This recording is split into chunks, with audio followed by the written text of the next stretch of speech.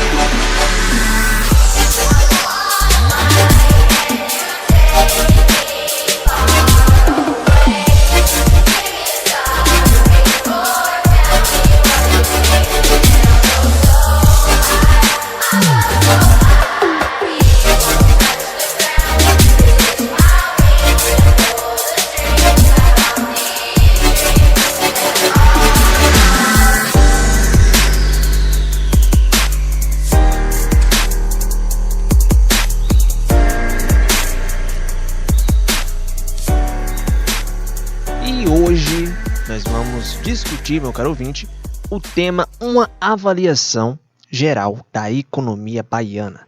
Afinal, estamos na Bahia, o estado com uma das economias mais importantes do Nordeste, o lugar onde tudo começou, não é mesmo? Temos uma economia razoavelmente diversificada, com atividades na área industrial, com produção agrícola, no ramo do turismo e muitas outras. O estado da Bahia conta com 417 municípios, mais a capital, e uma população que está estimada em 15 milhões de habitantes. E para entendermos melhor a dinâmica da economia baiana, eu conversei com Leonardo Rodrigues Porto. Ele é economista, professor e pesquisador.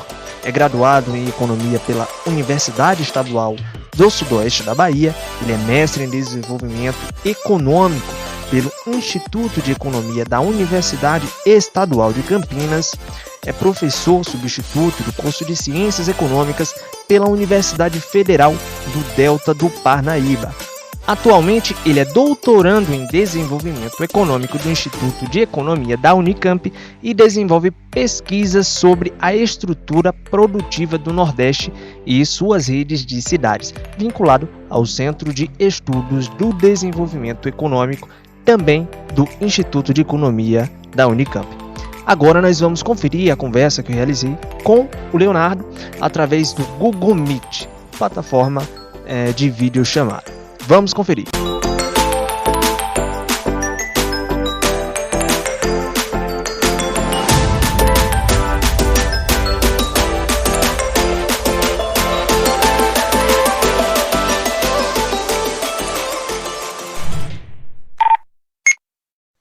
Leonardo, a economia baiana ela tem uma dinâmica bastante pujante, né? Aqui a gente tem uma indústria, a gente tem forte, a gente tem também razoável, né? A gente tem também a agricultura, turismo e serviços. E aí eu pergunto a você em que consiste a dinâmica econômica do estado da Bahia e como ela se insere na economia nacional. Leone, eu acho essa uma boa pergunta de início, né? Porque ela coloca justamente algumas premissas quais precisam ser consideradas. A discussão sobre a inserção da dinâmica econômica baiana na economia nacional é das primeiras coisas que a gente deve observar quando se trata de fazer uma avaliação geral, né? A premissa que a gente coloca é que a economia do porte da brasileira, que é de fato uma das maiores economias do mundo, e num país continental como é o nosso país, essa é uma economia que é constituída por várias configurações econômicas regionais. Como diria o sociólogo Chico de Oliveira, trata-se de uma economia nacional que é regionalmente localizada. Já invertendo, né, do ponto de vista das economias regionais em relação à economia nacional, invertendo a observação, então cabe a gente entender qual que é a posição da economia baiana na divisão interregional do trabalho. Como é que a gente pode traduzir isso? Para as especializações regionais. Então, o que cada região produz e contribui para a geração de valor ou de riqueza no país, e você na questão já colocou, né, no que se refere à economia baiana. Então, tal qual o Brasil, a economia da Bahia, por muito tempo, teve a sua dinâmica determinada pelo resto do mundo. Tá? através das suas exportações. Então, ela crescia e gerava renda quando conseguia produzir produtos de exportação. Foi o açúcar, foi o fumo, foi o cacau, entre outros. Ao longo do século XX, e mais principalmente a partir da segunda metade do século passado, ela foi perdendo esse perfil. Já nos anos 70, com o avanço da indústria, ela muda a sua estrutura produtiva, incorpora setores industriais voltados principalmente agora para o mercado interno. Como que isso se deu? A Bahia desenvolveu setores industriais que produziam mercadorias necessárias para a indústria do Sudeste, em especial no estado de São Paulo. Então, o Brasil estava se industrializando e a economia baiana incorporou-se a esse processo. Em termos dinâmicos, o que muda? Agora, os ciclos de crescimento econômico da Bahia passaram a acompanhar de perto os ciclos de crescimento da economia nacional, com mais destaque para o que acontecia na indústria paulista, que comprava a produção de bens intermediários na Bahia, como também fazia com outras partes do país. A partir dos anos 90, isso muda um pouco, por duas razões. A primeira é que passou a vigorar um modelo de crescimento baseado nos incentivos fiscais dos estados, aquilo que a gente chama de guerra fiscal.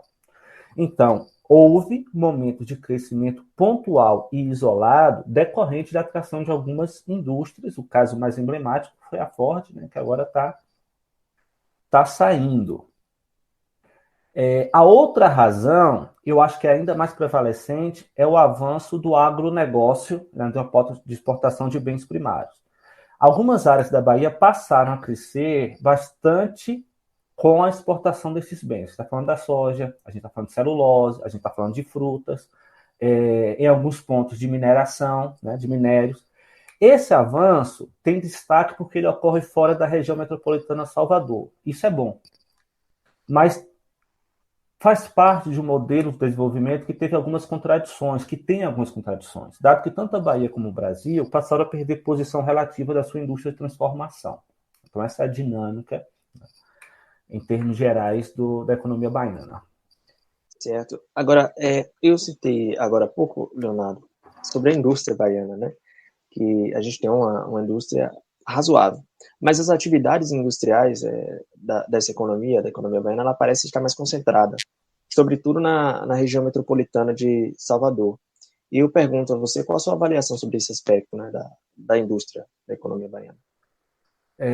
Essa pergunta passa justamente para esse período que eu falava ali a partir dos anos 70, né, que eu citei na questão anterior. Na verdade, começa um pouco antes, tanto com o Plano de Desenvolvimento do Estado da Bahia, o PLANDEB, como com a instalação do Centro Industrial de Aratu nos anos 60. O que tinha ali? A gente tinha uma indústria a ser montada que não era qualquer indústria. Não era fábrica de sabão, fábrica de refrigerante, fábrica de tecido, que são setores que requerem aporte de capital e conhecimento técnicos menores. Não. Era uma indústria pesada de bens intermediários, está falando de petroquímica, de metal mecânica, que são setores que são montados para atender toda uma cadeia produtiva. Esse tipo de indústria tem um componente econômico e técnico que exige uma enorme concentração. São plantas industriais grandes, que precisam produzir em larga escala e que vão requerer enormes investimentos. Então, esse é um ponto, primeiro ponto. É um tipo de indústria que é necessariamente concentrado. Agora, o outro ponto é a gente se questionar, então, o que foi o desenvolvimento econômico da Bahia a partir dessa indústria? Esse desenvolvimento ele se manteve concentrador. Ele não criou articulações com o restante do Estado. Aqui está o nosso problema, o nosso entrave. Né? Então, não avançou cadeias produtivas em outras partes do território. É isso que eu estou dizendo. Então, veja, se a gente tem uma indústria que é concentrada, que precisa ser concentrada, mas ela compra suas matérias-primas de outras partes do território, que por isso também vão se dinamizar, então você tem um efeito positivo. Do outro lado, se a partir dessa indústria novos setores industriais forem sendo implantados, comprando dessa primeira, vamos ter um certo desenvolvimento industrial, o que também é positivo. Então, nós não tivemos, ou o que teve foi muito pouco, cada uma dessas duas coisas, né? Tanto atrás, né, montante, como a jusante. Nesse aspecto que a concentração econômica e industrial na região metropolitana de Salvador se revela problemática, pelos desníveis que existem em relação às outras porções da Bahia, em particular com a região semiárido, que apresenta, né, os piores indicadores sociais e econômicos do Estado. A Bahia tem um PIB de cerca de superior a 1/3 do PIB do Nordeste, que é bastante expressivo. A gente sabe também que o PIB ele não é uma variável, ele por si só não é uma variável tão importante para explicar a qualidade de vida das pessoas. Mas mesmo assim eu pergunto a você aqui, você atribui essa liderança da Bahia e qual o impacto disso sobre os cidadãos baianos? Bem, eu acho que essa questão reforça o aspecto que eu vinha colocando anteriormente. Você está se referindo à própria natureza concentradora da atividade econômica capitalista. Concentra o poder econômico e se concentra espacialmente. Isso é um dado.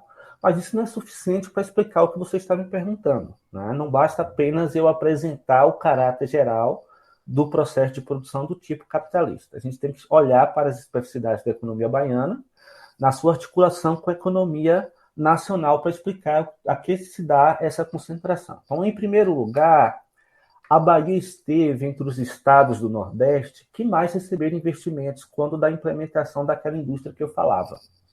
Em parte por conta do petróleo. E isso é importante. A atividade petrolífera foi uma base econômica que requeriu um volume elevado de investimentos e a construção de setores industriais relacionados à sua exploração. Em segundo lugar, essa indústria na Bahia tem uma forte articulação com a indústria do Sudeste. Tá? Então, que articulação é essa? Ela é complementar àquela indústria. Ela produz mercadorias necessárias à indústria paulista, principalmente, o que permitiu acompanhar de perto o crescimento, né? Quando havia esse crescimento em São Paulo, algo que já não ocorre há bastante tempo. Né? A indústria paulista e, por consequência, a indústria no Brasil caminha de lado já há algumas décadas. O terceiro ponto diz respeito ao fluxo de comércio entre as regiões. Então, entre os estados do Nordeste, muito em função da sua localização, mas não só por isso, a Bahia é o estado que mais realiza comércio com as outras regiões do país, sendo, inclusive, um elo entre essas regiões e os outros estados do Nordeste.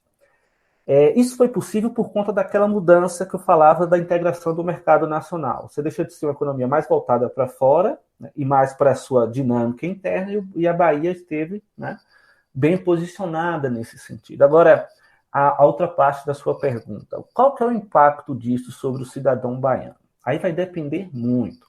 Veja, ela representa 1/3 do PIB, né, do Nordeste, mas se a gente olhar para o rendimento médio domiciliar, o estado da Bahia é inferior ao da maior parte dos estados do Nordeste. De fato, só ganha do Maranhão, do Piauí e de Alagoas, né, que são estados que têm de menores participação econômica entre os estados do Nordeste. Ou seja, esse benefício econômico lá do 1/3, e você coloca isso na sua questão quando relativiza o dado de PIB, também é muito concentrado. Um maior exemplo, para ilustrar o que eu estou falando, é o da refinaria Landulfo Alves, ali, né? Que é um gigante em termos de contribuição ao PIB. Do ponto de vista de geração de riqueza e valor adicionado, né? Mas que isso pouco se converte em ganhos de renda à população, que é da própria natureza da atividade. O ganho é apenas indireto, quando o Estado arrecada, né, e faz uso adequado da receita de tributos para redistribuir, para promover algum tipo de ganho. Então, o benefício seria desse tipo, o que reforça também o papel do Estado nesse contexto. Seguimos acompanhando a conversa que tive com o Leonardo Porto e já a gente volta. Vamos para um rápido intervalo. Não sai daí, que é rapidinho mesmo, e já a gente tá de volta. Vamos lá. Todo brasileiro se amarra na folia, pois o Brasil foi batizado na Bahia. Todo povo brasileiro se amarra na folia, pois o Brasil foi descoberto na Bahia. Fala galera, voltamos no nosso intervalo rapidíssimo e agora nós vamos voltar a conferir a entrevista com o Leonardo Porto. Fica aí, vamos ouvir.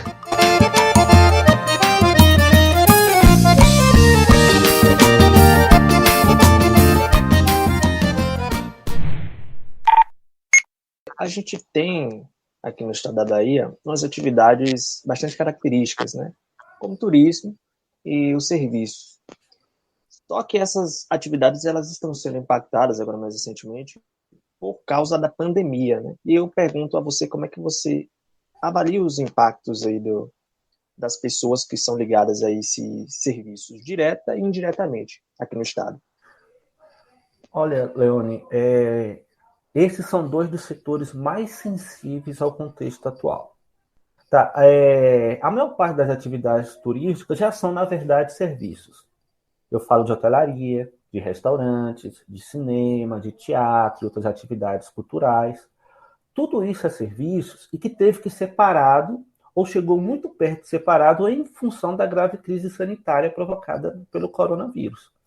Alguns setores, várias empresas e muitas trabalhadoras e trabalhadores já estão há quase 1 ano e meio sem produzirem.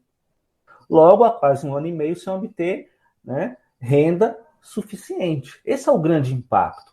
Agora, falando de serviços como um todo, que é o setor que mais emprega no país, e na Bahia não vai ser diferente, na maior parte das vezes nós estamos falando de empregos com algum grau de precariedade. A gente está falando de subremuneração, de subutilização e subocupação da força de trabalho, e em especial da informalidade. O grau de informalidade do setor de serviços num país como o nosso é enorme. Então, essas trabalhadoras e trabalhadores já estavam bastante vulneráveis, ficando ainda mais no contexto da pandemia. As medidas adotadas desde o início foram importantes, mas ficaram muito aquém da realidade. Então, houve um esforço local, né, em especial de governos estaduais, e o maior destaque, né, a maior referência foi o auxílio emergencial, que foi importante, né, do governo federal, mas, como eu coloquei, ficou muito aquém da real necessidade dessa população. O nível de desemprego na Bahia alcançou níveis extremamente preocupantes. A Bahia é a unidade da federação com os piores indicadores de desemprego, segundo os dados do IBGE, né, com a Pesquisa Nacional de Amostra de Domicílios, a PNAD. Em 2020, 20% desses trabalhadores e trabalhadores baianos estavam desempregados. A taxa no Brasil, que é uma taxa muito alta, ficou em quase 14%. E a Bahia está bem acima disso, com seus 20%. Ou seja, de cada 10 trabalhadores baianos, 2 estão desempregados. Se a gente olhar para 1 ou 2 núcleos familiares, nós vamos encontrar pelo menos 2 pessoas desempregadas ali. Esse é o cenário. Isso é muito preocupante e não há muita perspectiva de retomada desse emprego no curto prazo. Isto é, ainda que a gente faça o que não é previsto, uma reversão rápida da crise provocada pela pandemia, o esforço de retomar todos esses empregos que foram perdidos será enorme e mais prolongado. A Bahia tem muitos municípios com a dinâmica econômica bastante letárgica, bem lenta, né? E alguns deles, a grande parte deles, também dependentes de rendas externas, né, para poder se manter. E eu pergunto a você, quais são os principais motivos dessa letargia no desenvolvimento dos municípios baianos, que o impede de promover um desenvolvimento homogêneo do Estado? Bom, eu gosto dessa pergunta pelos elementos que ela traz. Eu acho que há, né? Eu acho que há dinamismo nesses municípios, sim. O que há é baixa densidade econômica, né? E aí a gente pode dividir, olhando para o que você está me perguntando, em duas partes importantes, né? A primeira é que, sim, as políticas públicas de transferência de renda correspondem à mais importante fonte de renda regional em todo o Nordeste, tá? Não só nos municípios pequenos ou no semiárido. Agora, o principal destaque vai para os direitos duramente conquistados na Constituição Federal de 1988, em particular da estrutura de seguridade social que foi montada ali, né? Com a Previdência, com o SUS, a saúde e a assistência social. Então, tudo isso formou um lastro de proteção social que deu segurança, que permitiu uma ampliação da circulação monetária nesses lugares que antes não ocorria, ou ocorria em alguns momentos, né? Os principais momentos eram aqueles da safra de algodão e em períodos de estiagem, quando eram montadas as frentes de emergência, né? frentes de trabalho que gerava alguma circulação monetária. Depois de 88, isso passou a ser, né, contínuo. E depois vieram os programas de governo, o mais famoso Bolsa Família, mas que é uma fração menor desse conjunto grande de políticas públicas. Então, é o que eu estou dizendo, nenhum setor econômico no Nordeste, ou agropecuário, ou industrial, ou de serviços, gera tanta renda como geram as políticas públicas. Em toda a região, não só na sua porção com maiores debilidades. Aí vai além também das transferências, né? Conjunto do gasto público como um todo, o que é muito importante. Aí por que eu dividi em duas partes? Porque eu acho, né, que a maior parte desses municípios verificaram algum dinamismo, em especial nos primeiros anos do século XXI. Né? Pelo menos até 2014, a gente verificou, muito em função dessas políticas, algumas mais localizadas, mas no conjunto das políticas nacionais, algum dinamismo. Ampliou o quê? Que a gente pode verificar? Ampliou o consumo das famílias nesses lugares, aumentou o rendimento a um ritmo maior do que foi o crescimento do rendimento da média do país. Verificou-se investimento privado, que é muito novo no Nordeste. Sempre, principalmente esse desenvolvimento do século XX, é um investimento relacionado à participação do Estado. Mas a gente viu avanço de setores varejistas, incorporação de algumas atividades econômicas que antes não tinham nesses lugares, redes de farmácias que chegaram, shopping centers em algumas cidades médias, mais interiorizadas, redes varejistas, tudo isso foi chegando. Então, algo não foi tão letárgico assim como a gente costuma olhar para esses municípios. Claro que, né, não superaram as suas debilidades estruturais históricas. O que há, e aí está a principal debilidade, é uma profunda desigualdade entre os centros urbanos, que concentram a maior parte, né, econômica e da renda, que tem, portanto, maior densidade econômica, em relação a esses municípios de pouca densidade. Então, a gente tem esse problema estrutural a ser superado, relacionado a municípios com baixos indicadores sociais e econômicos. Perfeito. Agora, Leonardo, em síntese, né, qual é a sua avaliação geral sobre a economia baiana? O que você avalia que precisa ser melhorado, o que precisa ser mudado ou mantido para que o Estado ele atinja um nível de desenvolvimento que beneficie a todos os cidadãos de forma mais equitativa possível? Essa questão é bem desafiadora, bem difícil, mas eu acho que a minha resposta acaba sendo a mais rápida. Porque é o seguinte, nosso trajeto é cada vez mais longo, meu caro. Eu só posso finalizar com o que eu comecei. Não haverá desenvolvimento da Bahia desassociado do que está ocorrendo com o país. E o Brasil caminha de lado desde 2014. Se a gente observar em termos mais amplos, né, salvo em alguns momentos de algum ânimo, de algum crescimento, a gente está falando de uma debilidade estrutural que vem, na verdade, desde os anos 80. Isso é um projeto claro de desenvolvimento. Então, nós só estamos aprofundando as nossas debilidades em vez de buscar solucioná-las. O quadro que eu indiquei na questão anterior, desses pequenos municípios, já se esgotou, já se reverteu e não será tão simples de retomá-lo. Então, é possível que esses municípios retomem, né, a essa letargia que você se referia na questão.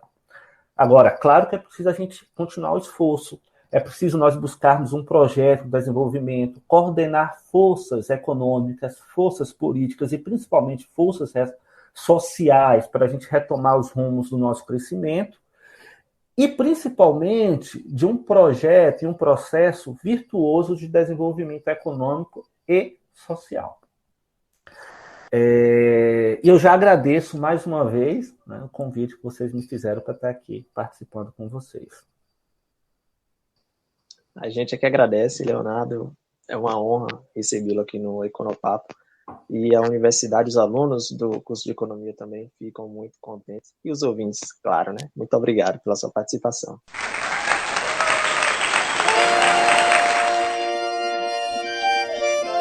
É isso. Esse foi o nosso programa de hoje, o nosso Econopapo. Eu queria mais uma vez agradecer ao Leonardo Rodrigues Porto. Ele foi sensacional. A conversa foi muito bacana. Eu tenho certeza que os ouvintes aproveitaram muito. Leonardo, mais uma vez, o meu agradecimento e um grande abraço para você. Um grande abraço ao colegiado de Economia, Um abraço aí também aos meus colegas do curso de Economia, todos vocês. Um abraço também ao centro acadêmico do curso. Todos vocês, um grande abraço. Este programa está sob coordenação geral de Leone Gomes e Daci Rodrigues, gravação de Daci Rodrigues, apresentação e edição de Leone Gomes. Doutor Daci, um grande abraço para o senhor. Até a próxima. Pessoal, muito obrigado a todos vocês, ouvintes. Usem máscara, seja gentil com o próximo. Um ótimo final de semana a todos vocês e até a próxima semana. Tchau, tchau.